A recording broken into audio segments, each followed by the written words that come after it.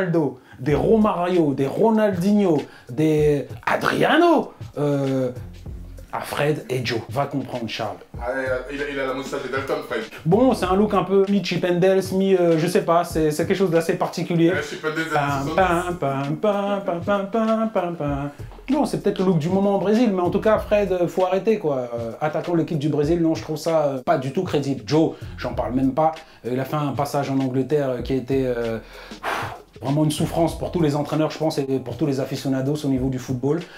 Catastrophique. Diego Costa leur aurait fait énormément de bien. Le Brésil, il faut qu'ils augmentent vraiment leur niveau de jeu, parce que Neymar ne pourra pas tout le temps faire quelques gris-gris et tirer l'équipe vers le haut. Neymar, qu'on a beaucoup critiqué, mais qui, vraiment, s'il n'était pas là, je crois même que le Cameroun aurait pu battre le Brésil. La charnière centrale, David Luiz avec Thiago Silva, médiocre, je dirais. Thiago Silva, très décevant. David Luiz, vraiment meilleur que Thiago Silva. Alves passe son temps chez le coiffeur, on dirait, mais il s'entraîne plus trop. Marcelo, de l'autre côté, Maxwell aurait pu faire tout aussi bien, si ce n'est mieux que lui. Willian, au milieu de terrain, je pense qu'il est meilleur qu'Oscar. Il a strictement rien montré. Il a mis un point dessus, c'est vrai, il a marqué, ça, bravo, on peut rien lui dire. Mais sinon, dans tous les matchs qu'il a fait, il a rien apporté, il a rien montré.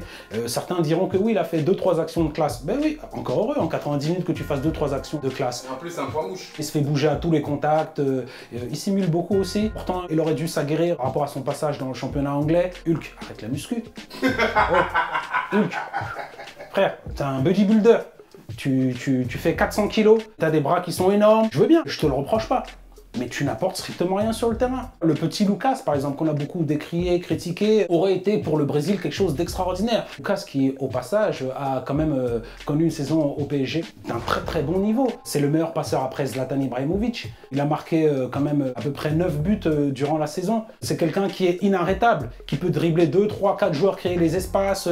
En contre, avec Neymar, ça aurait été extraordinaire. Au vu de la prestation de l'équipe brésilienne, il avait largement sa place au sein de cette formation Riverde. Même Marquinhos, hein. Le petit de 20 ans, Marquinhos, qui vient de l'AS Roma, il aurait vraiment mérité d'être dans cet effectif-là.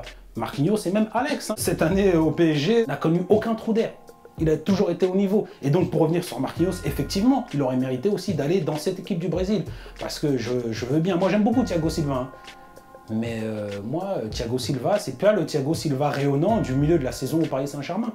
Donc là, il faut vraiment qu'il augmente son niveau de jeu. Certains disaient qu'il s'était un peu restreint pour se préserver pour cette fameuse Coupe du Monde. Et là, Thiago, c'est là qu'il faut maintenant mettre le bleu de chauffe et montrer que tu es vraiment digne de la réputation que tu as en tant que meilleur joueur du monde à ton poste.